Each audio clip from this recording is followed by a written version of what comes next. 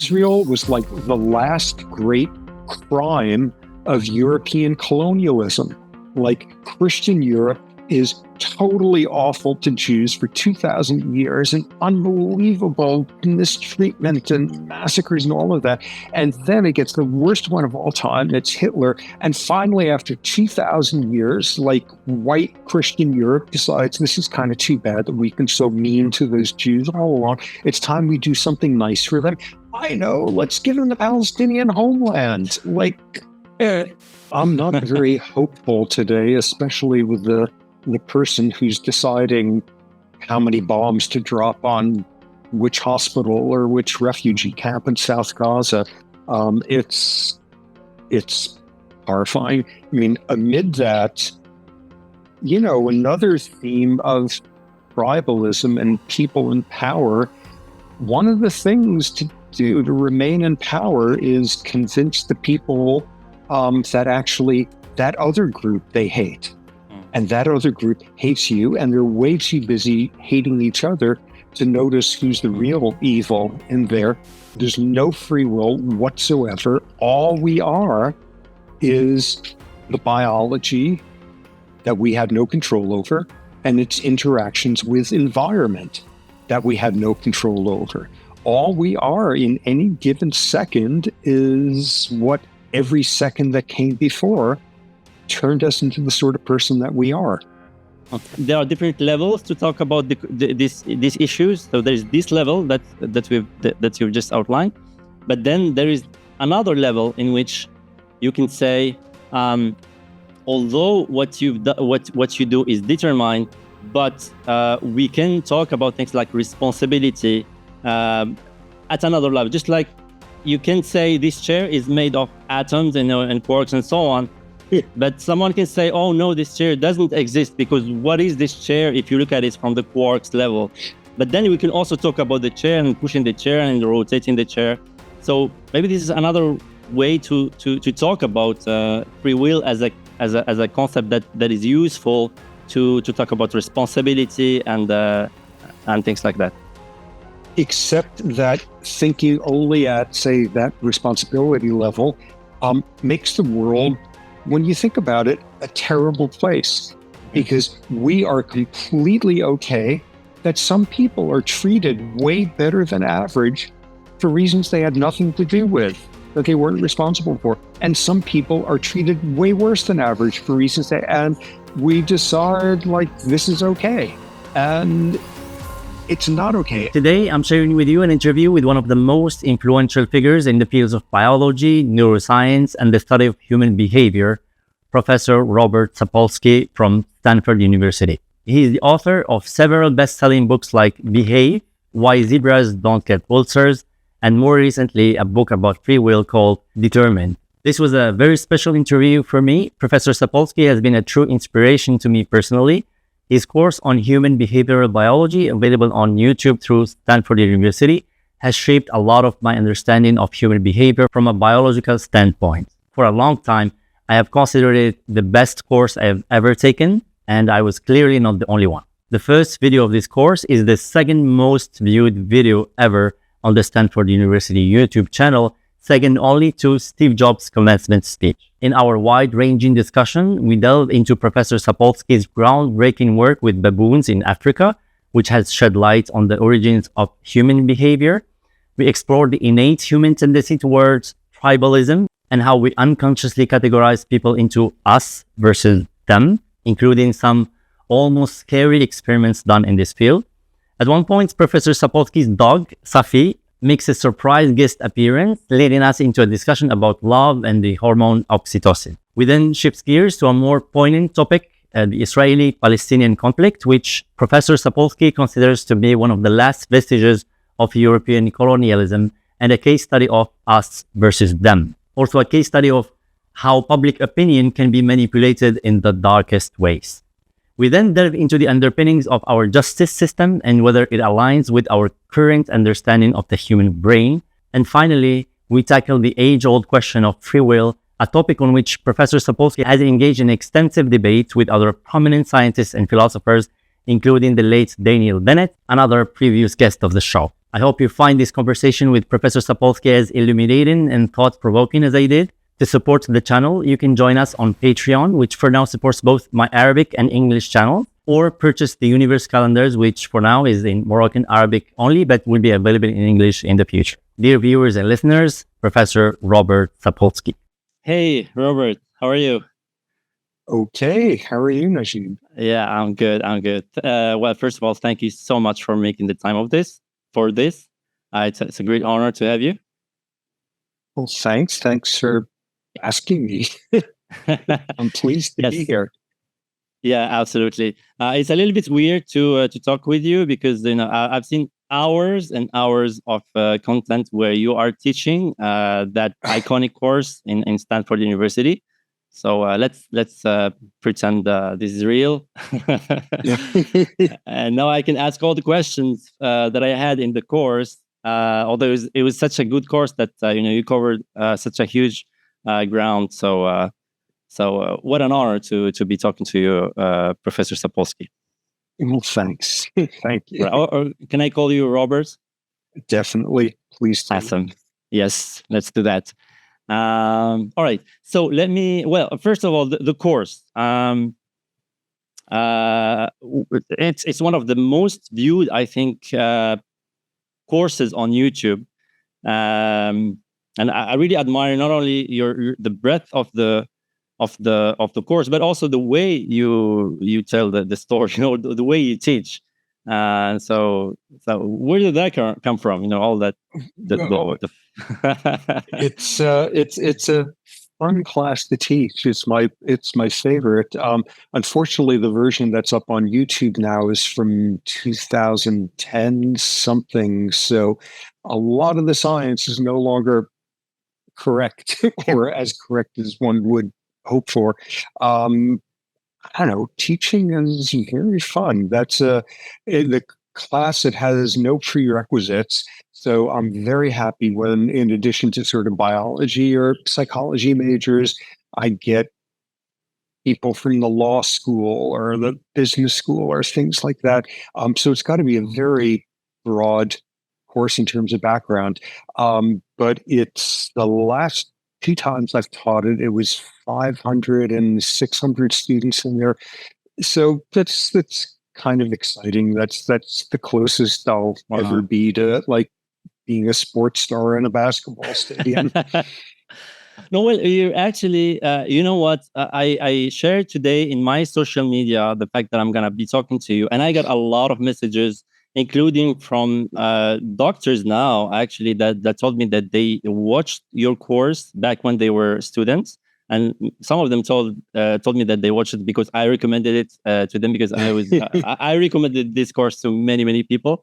And I qualified as one of the best, courses out there for people to watch. So I recommend people to watch it, even if it's a little bit outdated.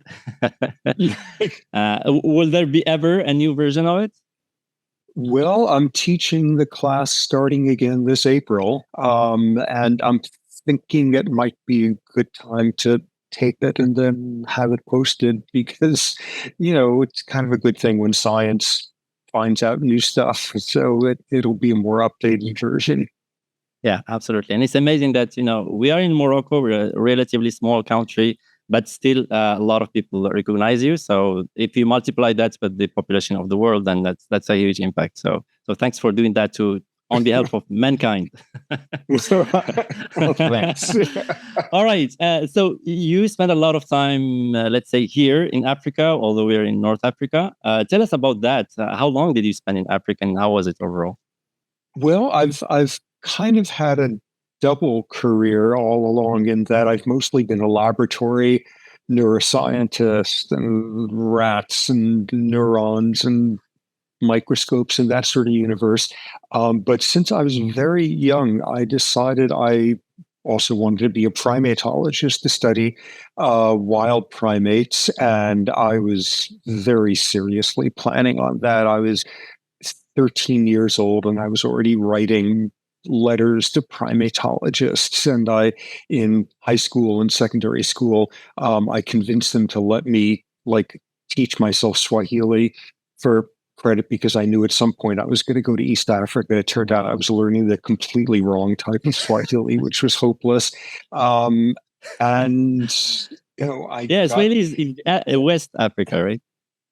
Well, it's originally actually Indian Ocean. It's very heavily Arabic derived. Right. So along the sort of Kenyan and Tanzanian coast, the Swahili is so elegant and so beautiful that you can't understand a word that people there are saying because everybody upcountry, Swahili is like their third or fourth language. So nobody speaks it well, thank God, because I don't speak it well. But in any case, for more than 30 years, I got to spend 3 months a year there studying the population of wild baboons.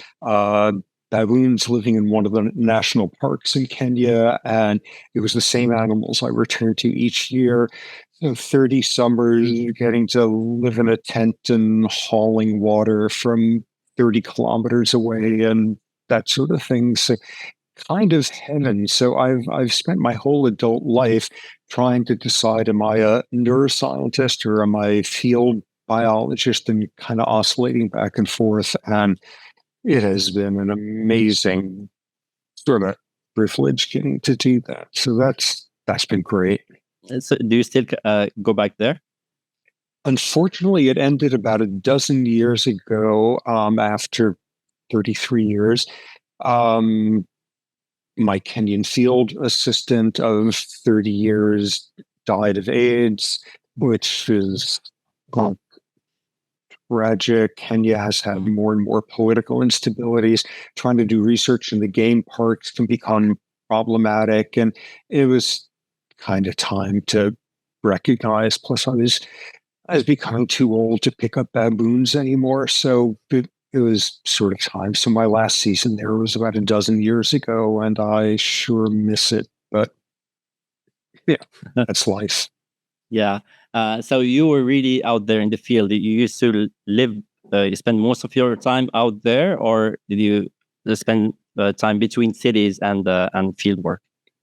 No, I would get there the first day in Nairobi. I'd go pick up my vehicle at a storage. I would go buy about 40 kilos of rice and beans and then drive 8 hours out to my game park. And if things went really well, I would not set foot out of there until the day before I was flying home. It was, living out in the Serengeti. It's a national park. It's like incredibly beautiful.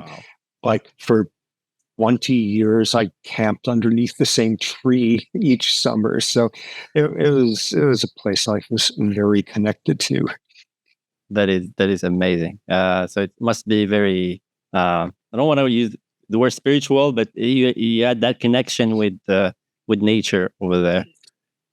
It's spectacular. It is so lucky that I've gotten to do that for a big chunk of my life. Mm-hmm.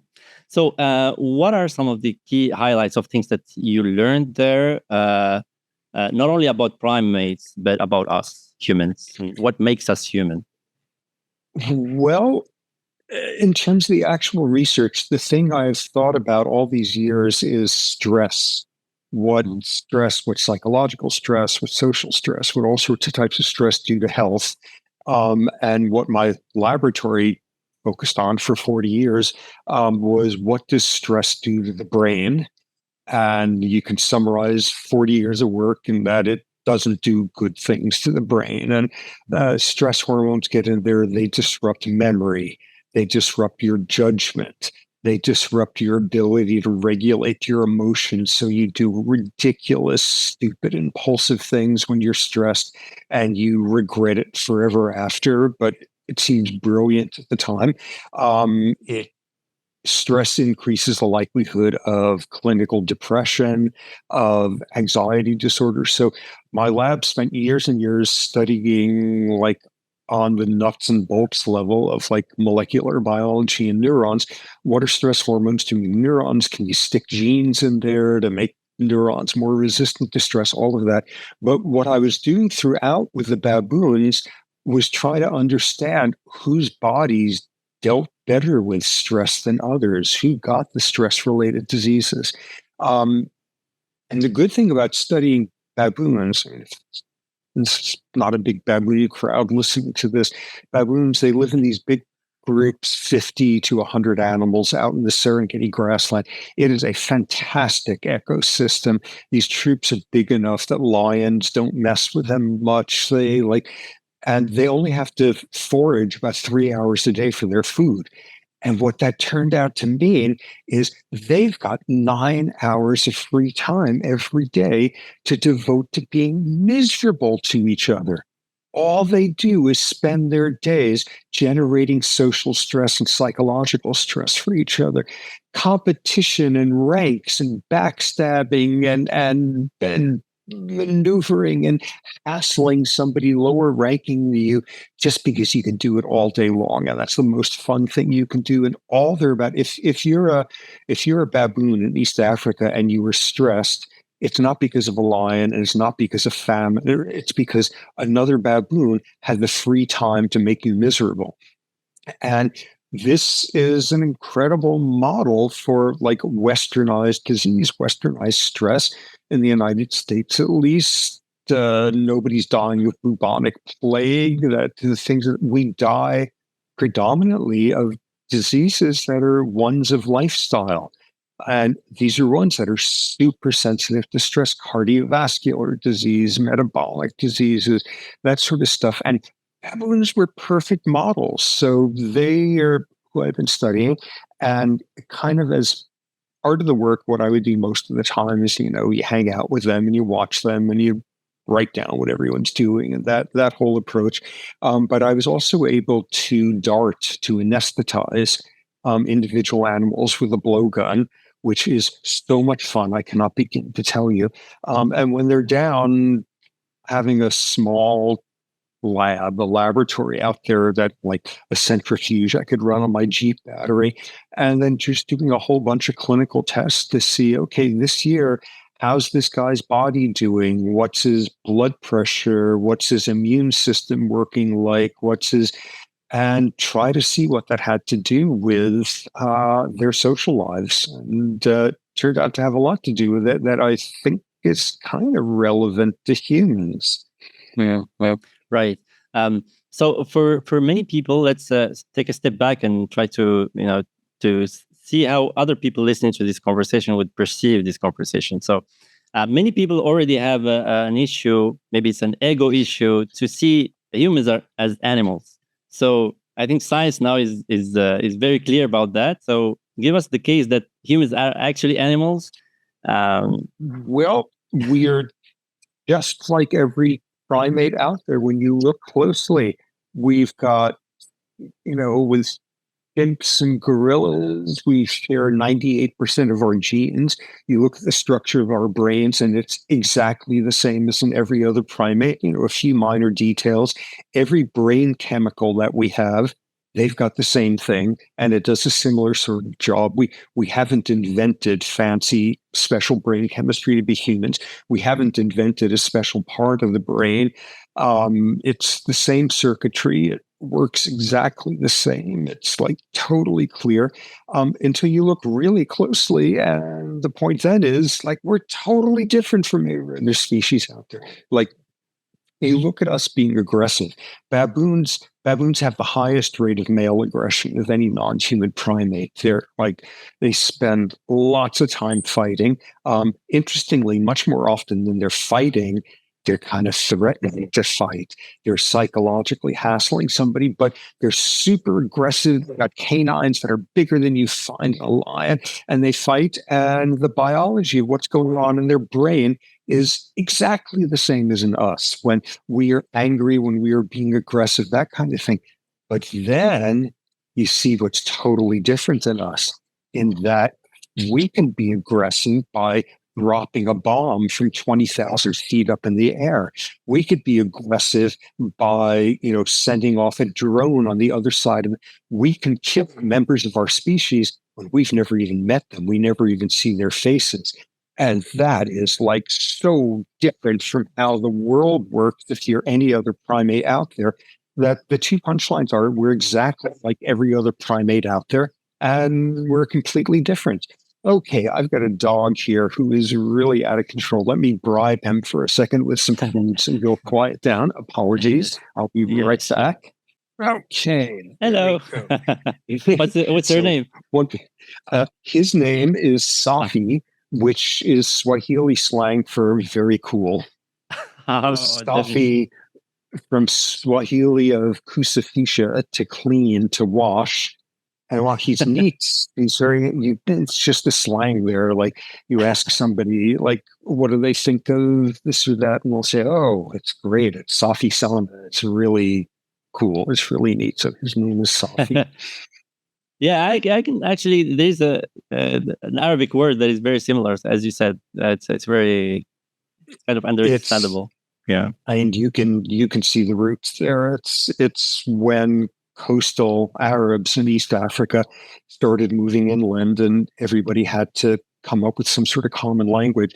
And the amazing thing is, you go 1,000 miles inland, you go to Eastern Congo, and like people there, they know some Swahili. They don't know Yeah. much, but like you go to a market, and it's a trade language. It was coastal Arabic traders, and it's a commercial language, and it's not till you then get to the coast that you find Swahili poets and Swahili novelists, and otherwise everybody kind of gets by with it, and it's a cool language. Yeah. So, well, actually, this connection with the dog is amazing because I've seen also some of the research through you that we release oxytocin when we're petting we're having a connection with the pet. So, what's that about? How come we do that? Well, again, like we're such a weird species, so there's this hormone oxytocin, and best bet is it's been around for 100 million years. And what it is about in every species out there, it has something to do with mothers and infants bonding with each other, connecting with each other. I mean, you can even show it like with lab rats. If you knock out genes that you need to generate oxytocin, mothers don't attach to their newborn rat pups. They don't recognize and things of that sort. So that's great. And then, I don't know, 60 million years ago, folks came up with a new use of oxytocin. It's used in species that pair bond, that mate for life. And it's oxytocin that keeps them together. And then you get to primates, and we're using it for trust and generosity and a sense of connectedness and all of that, which is totally cool. And then the most bizarre thing imaginable is, like, I don't know, 20,000, 30,000 years ago, people and dogs kind of evolved with each other. So they hang out with each other now. And like we give our food away to these wolves and spend our time and loving all that. And in the last 20,000 years, it's evolved that if you have a dog and you're really close with them and you're sitting there and looking in his eyes and feeling his dog soul and all of that, you secrete oxytocin and he Hmm. secretes oxytocin. It's 100 million-year-old hormone. And if the scientists either give you oxytocin or give the dog, you stare in each other's eyes longer. It's like, what a crazy adaptation. You know, 20,000 years ago, no doubt they had some sort of meeting saying these wolf things that we're getting kind of attached to. What are we going to do? Should we evolve a new hormone in the brain? Nah, let's use oxytocin. It's like you like your kids, oxytocin. You like the person you're married to, oxytocin. Sure, you sit there with your dog and you'll both secrete oxytocin that makes you more connected. Uh, Hmm. Here's a really interesting thing though about oxytocin. Like, with like tells you something about the geopolitical world. Okay, so oxytocin, it makes you nice, it makes you more trusting, it makes you more generous. You get better at reading facial expressions. You like, if everybody was given oxytocin more of it, this would be a totally wonderful world. Until you look a little more closely, and oxytocin does not make you more pro-social, does not make you nicer to your fellow humans. It makes you nicer to only some fellow humans.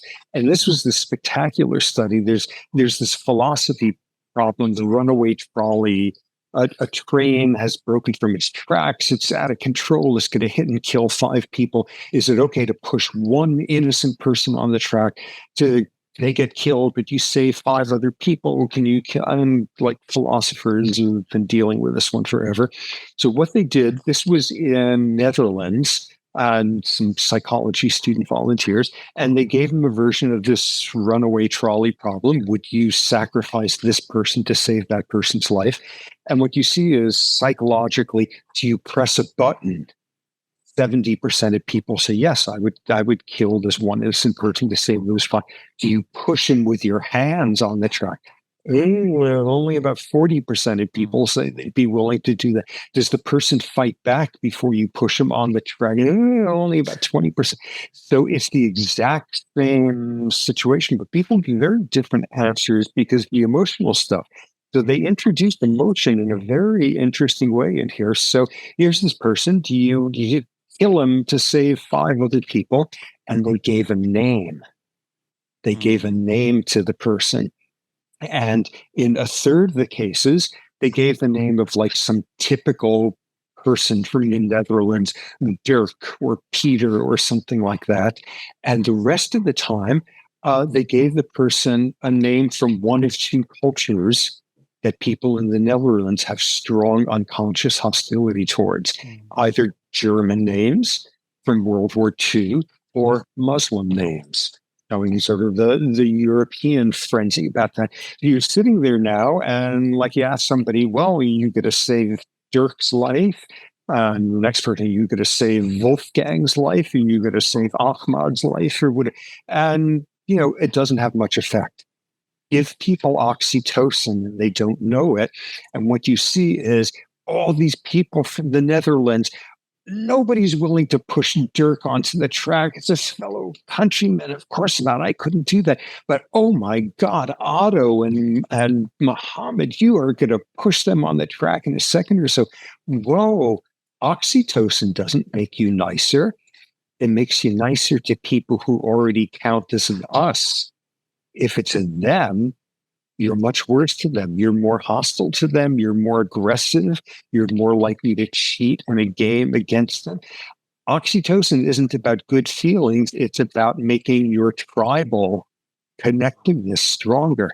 And whoa, is that an interesting, different way for a hormone to be working? Wow. And so it's amplifying already the tribalism intuitions or preset behavior that we have deep in us. Exactly, which means that in our brains, there is this split in there, like as big as like the split between continents or ever that our brains make really fast and unconsciously and all of that between is this person one of us or are they not? And really quickly generating that. And if it's one of us, you like them more. And you'll sacrifice yourself for them more, and you think they're better humans. And when they do something awful, it's, they're just tired, they're stressed. Whereas if it's one of them that does something awful, it's, what can I say? This is what they're like. They've always been this way. They'll always be this way. And wow, our brains have a split line in there. By the time kids are 10 months old, they're already beginning to do this. And when you show somebody a face, you put them in a brain scanner and you're flashing up faces and you flash up the face of one of those others that and a part of the brain having to do with fear and aggression, part of the brain called the amygdala activates automatically. In about 75% of people, you see the face of an other and the amygdala activates. Okay, because you know that everyone in your society says they're rotten people because they do this and they believe that, or you read the news. No, this is not you sit there and you've learned some of these prejudices. This is the amygdala does this automatically in under 1/10 of a second. You do not even consciously know yet who you're looking at, and already this part of the brain that's about worrying and aggression, and maybe I should do something preemptive. And there's these amazing studies now. I get no how much this is the case in Morocco in terms of some us-them things, but a gigantic problem in the United States is you have a police officer who in this case is white, and there's some person who may or may not be a criminal who happens to have dark skin. And over again, we get these situations where the person is holding a cell phone and the police decide that's a gun. And before you know it, you've shot them, that kind of thing. And you do these studies, you put police in brain scanners. And like if the person has a skin color different from yours, you're more likely to mistake a cell phone for a handgun. You're more likely, and again, in a tenth of a second. So these are images flashing in a screen, and the person is an MRI scanner. Exactly. Controlled lab experiments.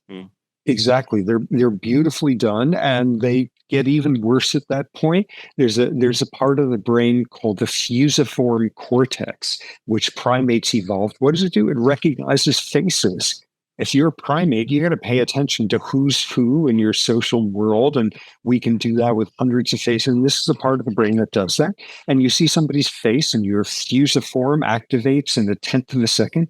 If it's the face of somebody from a them, your fusiform doesn't activate as much. Their face doesn't count as much as a face. You don't remember it afterward as accurately. And then there's a part of the brain called the anterior cingulate, which has to do with pain and feeling somebody's pain. Like poke your hand with a pin, and your anterior cingulate activates in a tenth of a second. You have to sit there and watch someone you love have their hand poked with a pin, and your anterior cingulate activates. It's about empathy. It's about feeling somebody else's pain. So stick people in a brain scanner, and they're looking at a little film there of a hand having a needle poked into it. And when the needle goes in, oh my God, everybody, their anterior cingulate, because they're imagining how much this hurts and all of that.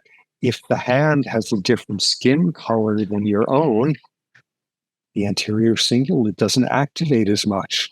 So it depends whose face, whose pain, whose skin color, all of that. Whoa, we are as tribal as baboons, but we just have it show up in really different ways than your average other primate out there. So this must have had the adaptive advantages in for our ancestors. I suppose this us versus them, right? So there's a reason why we have that. Sure, and it's the psychologists have this term for it, a heuristic. It's a rule that you have in your head, which you apply automatically, really fast, because it's efficient. It makes things easier. Ooh, if something is rustling in the bushes there, assume it's a buffalo and you're in trouble. Ooh, if just very rapid assessments. And sometimes that's great. Sometimes it's life-saving, or it saves you a lot of time trying to figure out, okay, is this person competent or not? Should I give them a job? And they just said a word with an educated tone of voice or something like that. And your heuristic, yeah, okay, so I've just jumped to an assumption. Another way of saying that is this is how your brain has stereotypes and prejudices when you prejudge somebody, because sometimes appearance or things like that, or, the amazing thing is you look at a man with his head covered, and the way it's covered, you know who you think should be controlling access to Temple of the Mount in Jerusalem, because all you got to do is look at the guy's hat and you know where he's coming from. All you have to do is you look at a human who's wearing a cowboy hat, or they're wearing a sari, and you already know, do they think cows are good to eat or cows are good to worship? Whoa, just these little symbols of stuff. And it's efficient. It saves you time until it turns out that you're being prejudiced and like you're judging somebody in a tenth of a second by stuff like skin color and like all these other signals here, or what kind of accent or what foods they eat and thus what their body smells like. And like all of that stuff. And yeah, it's just automatic because it could be very efficient to do that. And it could be a total disaster. Um, So it has been, yes, sorry, go ahead. Yeah, no, go ahead. No, it has been adapted to us when back in the times through the millions or hundreds of thousands of years where we were living in a completely different lifestyle. But today, in today's world, things have changed. And what do we do with this? Should we be more aware of our biases? Yeah. Oh, completely. The one good thing with that is, I think I said, in the United States, you take white volunteers and you stick them in the brain scanner, and like you show the face of an African American man, and like 75% of people, their amygdalas will activate. You say, "Oh my God, that's the most depressing thing I've ever heard of. It's just hopeless." Or then you say, "Hey, what's up with the 25% of people where that doesn't happen?" And you check out their histories, and they grew up in a neighborhood that was racially mixed. They had a romantic relationship with somebody of a different race at some point or other, like that. Okay, so good long-term experience could change stuff like that. But even better, this is like the greatest like study on earth. You put a person in the brain scanner and they're a crazy football fan, like they have their home team that they hate, and they've got the enemy team who are sleeping with Satan as far as they're concerned, and all of that. So now you're flashing up pictures of different faces, and each one is wearing a cap with the logo of either your football team or theirs, the other side, and your brain doesn't care anymore about their skin color. All it cares about is which symbol they're carrying there. And in a tenth of a second, they flash up a face wearing the symbol of the other. And 5 minutes ago, you were doing the same study. And if the skin color was different, it activated. And now, boom, all it takes is something like that. And it's a completely different. Whoa, so totally depressing. We break the world into us and them, but either it's very good news or very bad news. It's easy to manipulate us as to who counts as an us or a them, and sometimes we could be manipulated in a second. And, every good dictator, what they know how to do is how to make the thems that everybody hates seem so different and so that they hardly even count as human. They're like vermin, they're like cockroaches, they're like rodents, they're like cancers, they're all of that they're so different that like you look at their face and your brain doesn't process it as a face anymore. And you do that and you're a dictator who has a whole bunch of people who are happy to go out and kill them because they don't even count as the same species as you. It's a very effective thing. Right. But at the same time, so it's there's this aspects of manipulation and humanizing a population. But the fact that you can change this us versus them, the fact that it's very dynamic and flexible, can give us some hope, at least, that maybe someday we can overcome many of these interlockings between different populations. Exactly. Sometimes things turn out okay. When I was a kid, like my father fought in World War II against the Germans, against the Nazis, and like it was that generation. It was only, 15 years, 10 years after the war ended. And like, those are people you hate. You grew up, you do not buy things that are made in Germany. You do not. And like, now it's a totally different world. I can't even tell if somebody is German or if they're Dutch or whatever. I mean, it's, oh yeah, they became honorary us's. They're good guys now, and that could change, and it only takes like 50 years or so. Or like you're a soldier. And in the United States, you look at people who are in the military, and because of the nature of America, immigration, all of that, everybody's a different skin color. everybody's a different religion, everybody's a different ethnicity. And these are people who, if you were back in your old part of town, someone like that may have a knife, and you like, this is the enemy, and what are they doing on your block? And now you're all together. And what the military is brilliant at, and every military is good at this, is to make you all feel like you're a bunch of brothers. Like, you're so similar, you're practically relatives, so that you would kill for them, you would die for them. I mean, sort of there's a sort of slogan in English that referred to the mindset of American soldiers during World War II, was that they all formed into a band of brothers. Wow, this guy. So yeah, some of the time, what you're being psychologically manipulated to do is decide this person who may or may not be an us is actually a them, and they don't even count as human. Or sometimes this person who, like, if you passed them on the street at night, they're making me a little nervous, instead because you're in the middle of a war together, or because you're sitting in a football stadium where they're sitting next to you and you're both singing some stupid song supporting your team.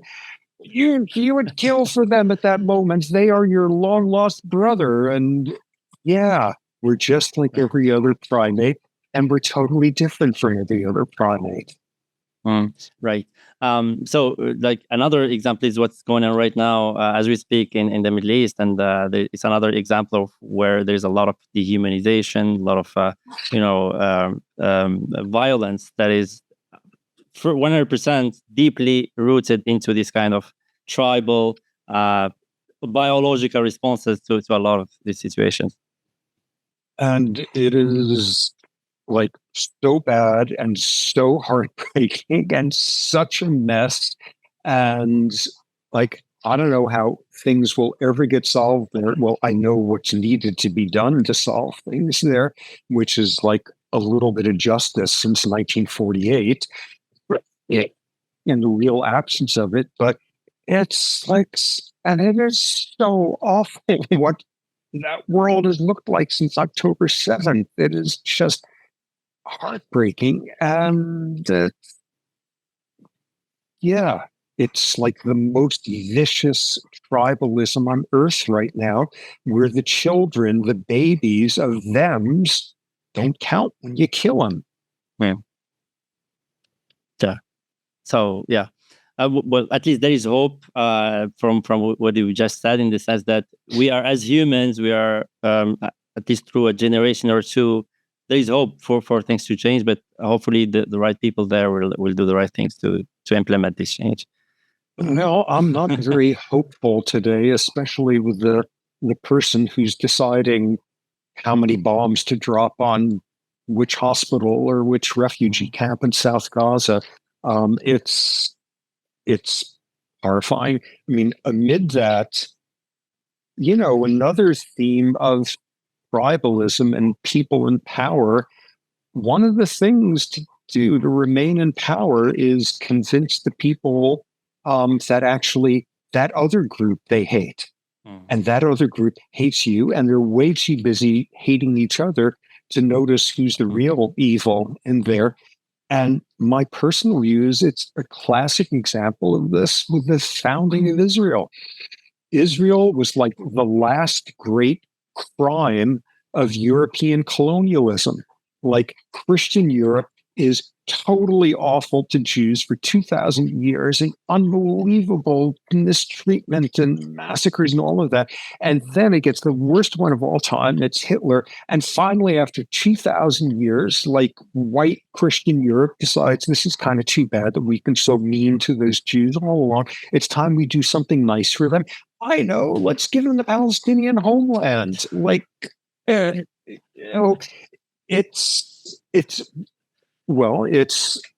a colonial mindset. It's an imperial mindset. It's England sitting there and deciding this is a good idea and all of that. And what do? You dump a whole lot of survivors from Hitler into there, and they're surrounded 10-1 by people who hate them. And you're Palestinian there, and your home was just stolen from you, and you hate them.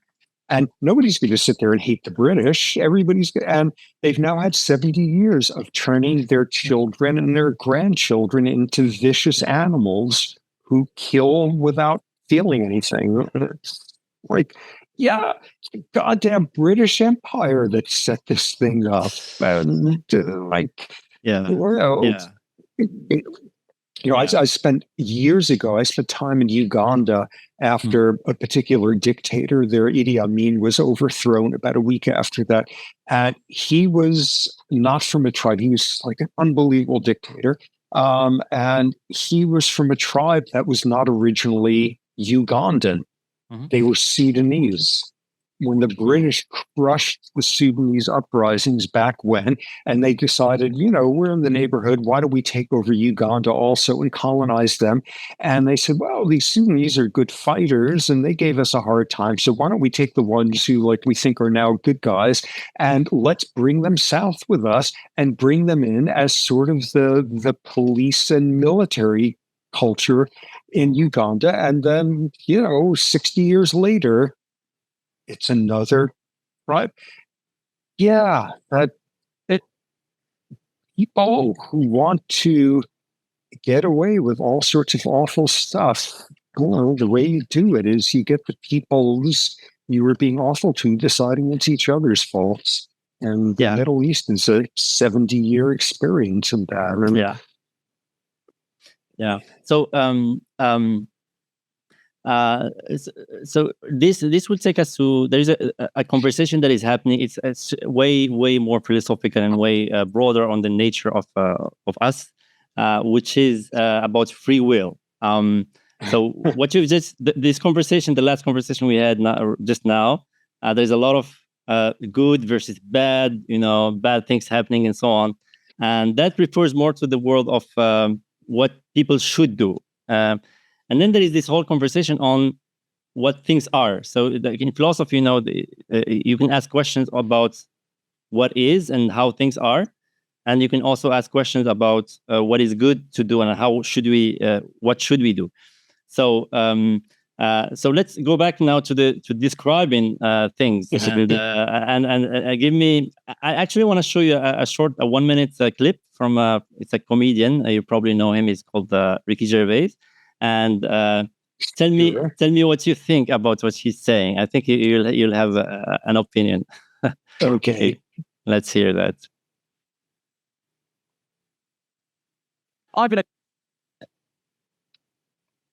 Okay. Okay. Really wonderful comedian. It's so funny. It's so funny. But I bet, my friend, that when you look at this, you will laugh, but you will also think it's nonsense. So what do you think? I think it's nonsense. Your friend is right. You look at people who study the brain and where behavior comes from and all of that, and most brain scientists think people have much less free will than your average person on the street believes. I happen to have the very, very extreme view that we have no free will whatsoever, that free will is completely a myth. And I published a new book about 4 months ago where I try to convince people of this. Its title is Determined: A Science of Life Without Free Will. And everybody hates it because, I'm saying, there's no free will whatsoever. All we are is the biology that we had no control over and its interactions with environment that we had no control over. All we are in any given second is what every second that came before turned us into the sort of person that we are. So at the moment you are either what the comedian was saying, taking rice, big bowl of rice pudding and eating it, or holding a gun at another person and shooting at them. That event that happens is conditioned by the whole past. And I've seen you explain that in a very eloquent way, describing the different time frames that have affected that moment. So if you can walk us through those different time frames. Okay, somebody does something, they shoot an innocent person, or they have another spoonful of the rice pudding when they know that they shouldn't. And we say, oh, why did we do that? Why did that person just carry out that behavior? And it's a whole hierarchy of answers. What was going on in that person's brain 1 second ago? What parts of the brain activated? What parts went silent? Also that. But you're also asking, what was going on in that person's environment, their sensory stimuli in the previous minutes or so? Were they scared? Were they stressed? Were they tired? Were they hungry? Were they excited about something? Did they have a stomach ache? Because that sensory stuff is going to change the way your brain was working. But you're also asking, what about my hormone levels this morning when I was having breakfast? Because those hormones are going to have been changing how sensitive your brain is to this or that thing in the environment. And then you're saying, okay, in the past year or 10 years, did this person have a trauma? Did they find love? Did they find God or what? Because it's crazy, but it changes the structure of your brain. Experience will do that and can do it massively. And then before you know it, you got to say, well, what was life like for this person when they were a teenager, when they were a kid, when they were a fetus? What genes do they have? And perhaps most surprisingly to lots of people, what kind of culture did their ancestors invent 500 years ago? Culture, what does that have to do? Were your great grandparents, were they sheep herders or were they farmers? Because within minutes of birth, you were being mothered by your mother in a way that reflects what culture she was brought up into. And so, why did that person just do that from what happened a second ago to 100 million years ago when we evolved and all that, and everything in between? And when you look at how that works, when you look at the fact that, say, if you're interested in what genes have to do with behavior, you're talking about what has been going on for millions of years while you evolve those genes. And at the same time, you're talking about what your life was like when you were a fetus in the womb, because that's when all sorts of genes were being set up in your brain to be active or inactive forever after. And you're talking about what was going on this morning when genes were telling this or that part of your brain to make this or that protein. And when you look at, all these pieces merge together into one, there's absolutely no room in there to fit in what people's everyday senses of free will, which is your brain does something completely independent of your history. You could just do something that was not caused by anything. And, people have been arguing about free will for thousands of years, all of that, but you put it in a scientific framework, and there is no mechanism by which a neuron in your brain or part of your brain or your whole brain can do something where it doesn't matter what its genes are, and it doesn't matter what your childhood was, and it doesn't matter if your shoes are too tight right now, and it doesn't matter anything in between of your brain being completely independent of its history. You can't. It doesn't work that way. There's no means by which that could work. And what it winds up meaning is we got no free will. Yes.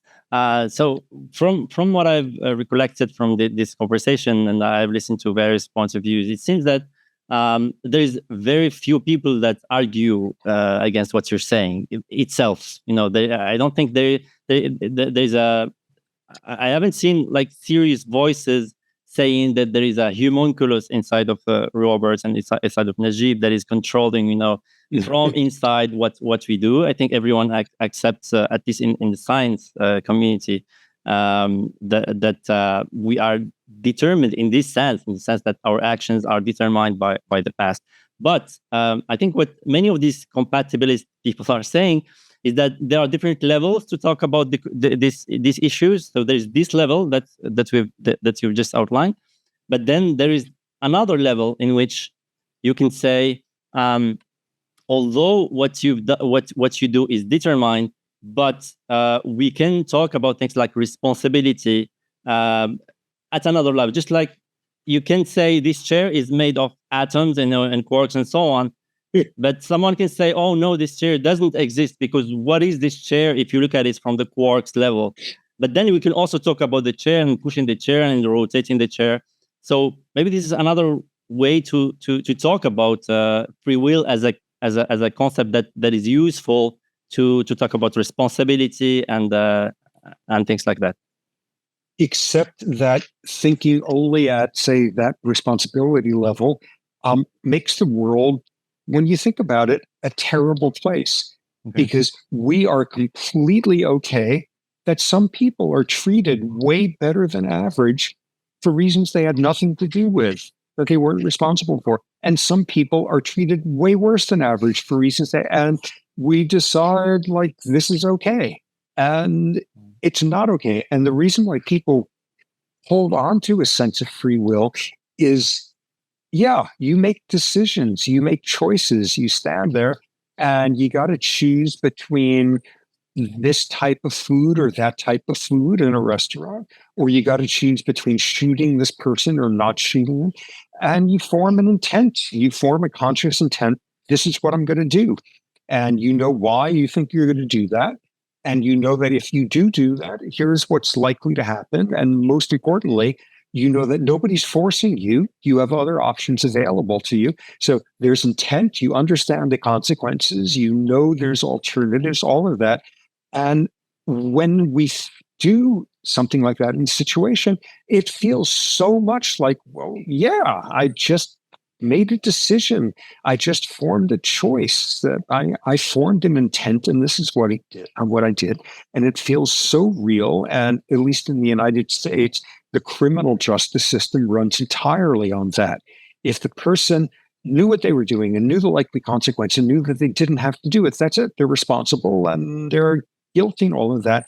And from where I come from, that has nothing to do with free will. And like amazing science, looking at what's going on in the 2 seconds when your brain is making a decision. It's totally cool science, but it has nothing to do with free will, because it's not asking the only question you can ask at that point, which is, oh, so how did you turn out to be the sort of person who would have that intent? How would you be the sort of person who would be in this spot, in this situation, with the gun or not, or with the money in a restaurant to order food or not, or how did you turn out to be a person who would form that intent? And when you look at, intent, that's when I feel like I am the captain of my fate and I'm exercising free will. Well, where did that intent come from? How did you turn out to be this sort of person? Because of what went on a second ago and a minute ago and an hour and a million years ago and everything in between. And if all you're looking at is intent, that's like asking somebody, like, is it a good book to read or not? And they have an opinion and all they've read is the last sentence of the book. Makes no sense. That's terrible. Yeah, so we are almost running out of time. Can I ask you one last question, actually related to this? And then, if we have, can you afford 5 more minutes for a last question? All right. So just related to this, and you're talking about the justice system, and I have seen you talk about, things that are broken in the justice system, actually from 2 angles. The first one is decisions that the judge take that are completely sometimes arbitrary or based on silly things like are they hungry or did they have lunch yet or not? And the second one is this more fundamental philosophical question about the nature, about free will. What you're just saying.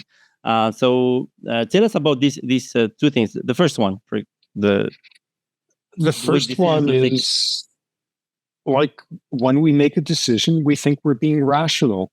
We have no idea what's going on underneath the surface. And there's all sorts of things, psychology studies where you're deciding, you're looking at somebody's like educational history and job history, and you're pretending to decide who you're going to give a job to. And you look at the exact same, history. And as part of the experiment, either the person's first name is Abdullah or their first name is Chaim. And you make different decisions. or the person standing in front of you and you're a judge, either they look very different from you, and yeah, there's all that stuff going on. So yeah, there's psychologically subtle things happening that we're not aware of. But on the much more fundamental level, if all we are is our luck, the biological and the environmental luck that made us, blaming someone for anything never makes any sense. Punishing anyone makes no sense. Praising someone, rewarding someone, feeling as if you have earned something that has turned out to be good in your life, that you're entitled. Hating someone for something they've done makes as little sense as hating a volcano, hating it's just how things turned out. And if you think that way, you got to live completely differently. And, it doesn't say the dangerous people should be running around on the streets doing whatever they want because, it's not their fault. They're not responsible for turning out that way. Yeah, of course, you need to protect people from people who were dangerous and damaging because they were damaged somewhere along the way. Yeah, you do that. A car, its brakes don't work anymore and it's dangerous. Oh my God, it could kill somebody. Don't drive it. Put it in a garage, put it in the backyard there, and don't drive it. And that's great. You've saved people from it being dangerous, but you don't go in there with like a big hammer every day and pound on the top of the car and say you have a terrible soul. Brakes don't work. It's a broken machine. And you do the exact same thing in dealing with, this person's terrible, terrible luck turned them into a damaging machine, and it's not their fault, but we got to protect people from them. And the same way, you have a meritocracy of okay, depending on whose womb you wind up in on this planet, you got 100-fold different likelihood of whether or not you're going to die when your mother is giving birth to you, whether you're going to be protein malnourished when you're a kid, all of that of just like the luck in that direction. And some people turn out better educated and some people turn out to have better self-control and give them a better salary, give him a better chance at life, give him better access to medical care. And that's as terrible as well. And when you really think through this is a crazy way to run the planet. But even, for example, there is in the justice system, for example, if someone has a tumor, they can make a case to make the sentence lighter just on the ground of saying this person is not normal. But actually, it's even anyone that they consider normal is just a sum of thousands of other small tumors, small molecular tumors, if you want to, that contribute to any action. Perfect. That's exactly it. You sit there and on a jury in the United States, in about half of the places, if you think the person is severely mentally ill, if they have brain damage, things like that, only in about half the courts in this country is a jury able to find that out. But okay, at least in half saying, why did this person do that? Oh my God, they're terrible. Yeah, this massive thing happened to them and we understand it. And we can imagine that really does change stuff. But it's so much harder, as you just said, that there's a million little spider web thick things that went on instead in the past, and you put them all together and just as big as a hammer falling on this person's brain. But it's harder to remember that. It's harder to think that a zillion tiny little things together rob you of free will. It's some of the stuff we don't even know about yet scientifically. So yeah, a brain tumor, that one's easy. Yeah, the things that make most of us who we are, it's a million tiny microscopic little molecular bits of brain tumor bad luck or bits of good luck. And that's exactly it. Yes. So the lesson that I've taken from this discussion, I have actually ordered the book, but it's so late here in Morocco to get many books from abroad. I'm still waiting to get it to read it. But the lesson I got from these discussions is almost that we that you're encouraging us to meditate or to reflect, not to adopt, because you cannot live your life as if you're a machine and as if everyone else is a machine. So you have to spend 90% of your brain time acting as if there is free will. I think this is, even you do it, and you chose to connect to this call. But you're encouraging us to, reflect as often as we can, and it depends also on the context. Reflect on the fact that we are biological machines, and then and hence to have more empathy, to have more, to be more gentle on one another. Is that right? Yeah, and in a circumstance where you're tempted to judge someone, you got to ask yourself this question: how did they become that person? And how did it happen in ways where I have no idea what that was like, because that's not what my life turned out to be by luck. Yeah. How did they become that sort of person? Well, so the curious a little bit, even your ego, if you have accomplished something, not you really, there's no one there who deserves all the praise, because you're just the outcome of everything that happened, so that you reach that.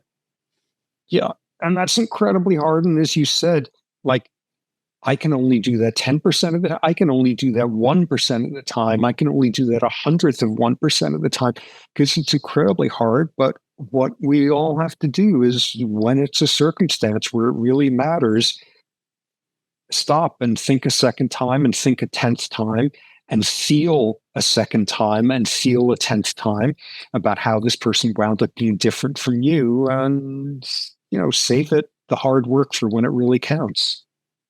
All right. Well, what a great note to finish our conversation. Robert, it was a great pleasure to talk to you. Well, likewise. Thanks for having me on. Actually, this has been really interesting. All right. Thanks.